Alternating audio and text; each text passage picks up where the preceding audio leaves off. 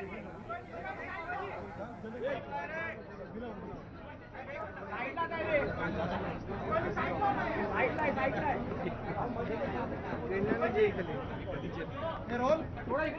काल तुम्ही जनसुरक्षा विधेयक सादर केलेलं आहे आणि एकमताने ते मंजूरही झालेलं आहे सभेमध्ये, काय सांगा? मला अतिशय आनंद आहे की जनसुरक्षा विधेयक काल विधानसभेने मंजूर केलं। काल चर्चेच्या दरम्यान या विधेयकाच्या संदर्भात ज्या काही शंका होत्या त्या सर्व शंकांचं उत्तर मी दिलेलं आहे। हे विधेयक पारित करताना अतिशय लोकशाही पद्धत आम्ही या ठिकाणी स्वीकारली। या संदर्भात 26 लोकांची जॉईंट सिलेक्ट कमिटी, ज्यात विरोधी पक्षाचे सगळे प्रमुख नेते होते, या कमिटीकडे हे गेलं। कमिटीने लागोपाठ बैठका घेतल्या, त्यामध्ये जे काही सजेशन्स आले ते आम्ही इन्कॉर्पोरेट केले। 12,000 वेगवेगळ्या लोकांनी सजेशन्स दिले होते, ते आपण इन्कॉर्पोरेट केले आणि त्यातून तो जो अहवाल कमिटीचा चंद्रशेखर बावनकुळे या कमिटीचा अध्यक्ष होता त्यांनी सादर केला, त्यावर आधारित बिल हे काल आपण मांडलं होतं। आणि या बिलाच्या चर्चेदरम्यान हे मी स्पष्टपणे दाखवून दिलं की हे बिल कुठल्याही लोकतांत्रिक प्रक्रियेच्या विरुद्ध नाही, कोणाचाही आंदोलनाचा अधिकार हे काढून घेत नाही, कोणत्याही लोकशाही मानणाऱ्या आणि भारताचं संविधान मानणाऱ्या संस्थेवर किंवा संघटनेवर कुठलाही घाला घालणारं हे बिल नाही, तर केवळ आणि केवळ नक्षलवादी आणि माओवादी चळवळीशी संबंधित ज्या फ्रंटल ऑर्गनायझेशन्स आहेत त्या ऑर्गनायझेशन्सला बॅन करण्याकरता हे बिल तयार करण्यात आलेलं आहे।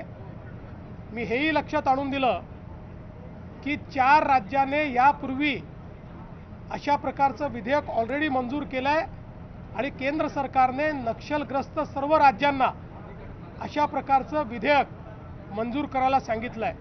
मी हे देखील दाखवून दिलं की या विधेयकामध्ये ज्या काही तरतुदी आहेत त्या तरतुदी नसल्यामुळे इतर राज्यांनी ज्या संस्थांना आणि संघटनांना बॅन केलं आहे त्या राजरोसपणे महाराष्ट्रात ऑपरेट करतायत, कारण आपल्याकडे त्यांच्यावर कारवाई करण्याचा कुठलाही अधिकार नाही आहे। मी हे देखील त्यातनं लक्षात आणून दिलं की कशा प्रकारे माओवादी संघटनांनी आपलं ऑपरेशन हे अर्बनमध्ये केलेलं आहे आणि फ्रंटल ऑर्गनायझेशन्सनी ते काम करतायत। आणि या संदर्भात विशेषतः यूपीएच्या सरकारने, काँग्रेस प्रणित यूपीएच्या सरकारने राज्यसभेत दिलेली माहिती ही मी वाचून दाखवली आणि यूपीएच्या सरकारने या संदर्भातलं ॲफिडेव्हिट सुप्रीम कोर्टात दाखल केलं, तेही मी वाचून दाखवलं। त्यामुळे कुठल्याही राजकीय भावनेने प्रेरित न होता या महाराष्ट्राला भारतरत्न डॉक्टर बाबासाहेब आंबेडकरांनी जे संविधान दिलं आहे त्या संविधानानेच राज्य चाललं पाहिजे आणि संविधान उलथवण्याचा प्रयत्न करणाऱ्या ज्या संघटना आहेत त्यांच्यावर कारवाई करता आली पाहिजे, याकरता हे विधेयक तयार करण्यात आलं।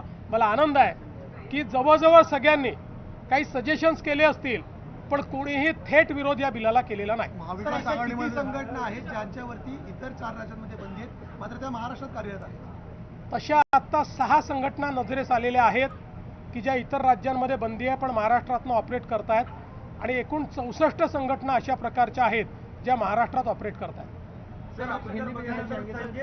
गायकवाड प्रकरणामध्ये गृहराज्यमंत्री असं म्हणतात की आमच्याकडे कुठली तक्रार आली नाही म्हणून आम्ही गुन्हा दाखल करू शकत नाही। हा अजब दावा नाही का? पोलीस सुमोटो ऍटलीस्ट चौकशी करू शकतात, व्हिडिओ सारखा डळडळीत पुरावा आहे आणि कायदा आणि सुव्यवस्थेचा प्रश्न उद्भवतो। निश्चित पोलिसांनी चौकशी केलीच पाहिजे, पोलीस चौकशी करतील याच्याकरता कोणी कंप्लेंट असण्याची आवश्यकता नाही आहे। त्याच्यामध्ये कॉग्निजेबल ऑफेन्स जर होत असेल तर त्या संदर्भात पोलीस योग्य कारवाई करतात. आता थोडा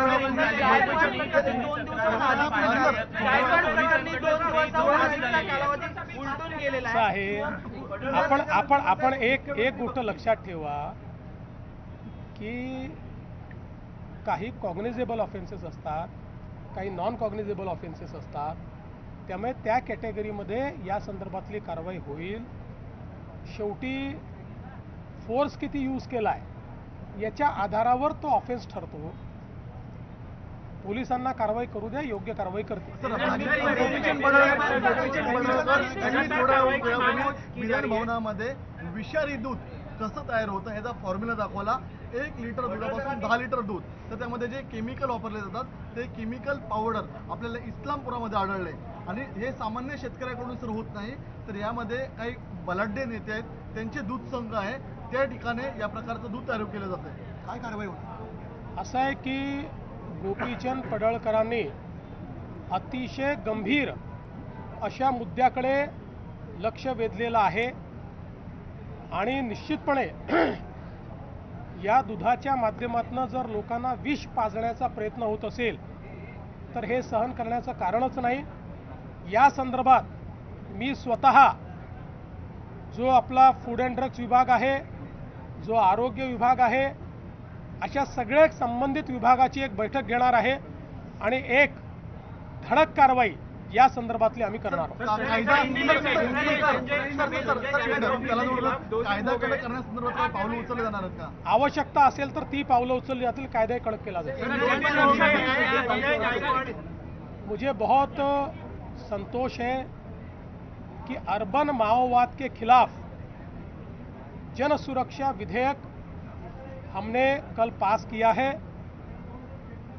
जिस प्रकार से अब जंगल में और ग्रामीण विभाग में बंदूक लेकर लड़ने वाले माओवादियों की संख्या धीरे धीरे अब कम हो रही है, उसको हम समाप्ति की ओर ले जा रहे हैं.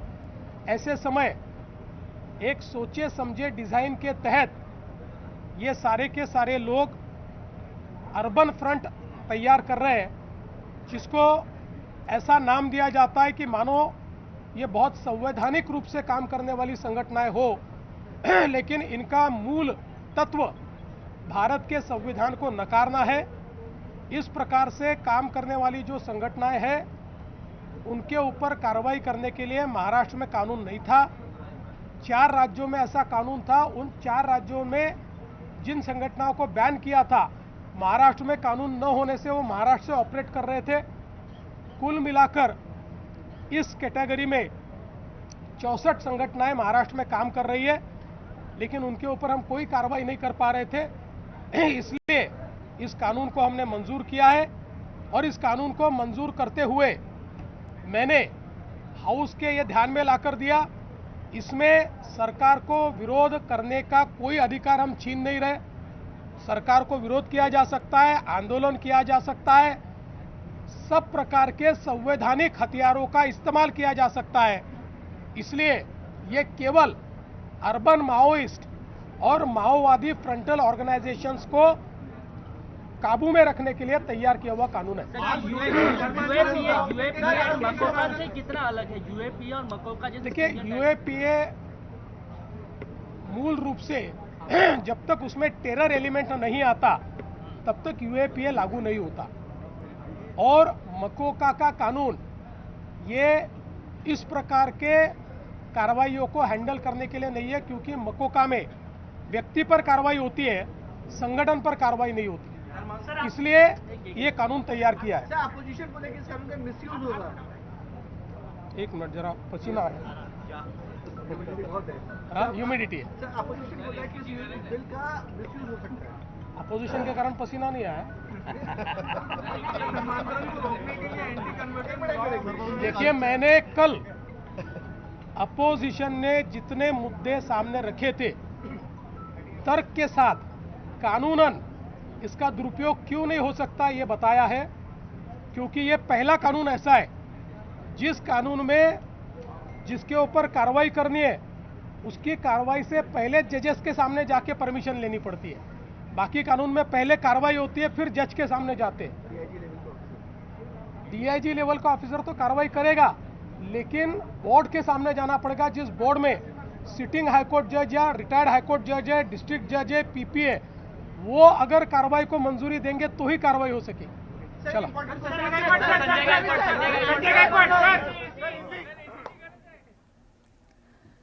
मुख्यमंत्री देवेंद्र फडणवीस जनसुरक्षा विधेयकावर बोलत होते। जनसुरक्षा विधेयक संमत झाल्याचं त्यांनी बाहेर येऊन आनंद व्यक्त केलाय, तर विधेयकावरच्या अनेक शंका त्यांनी दूर केल्याचीही माहिती दिली आहे।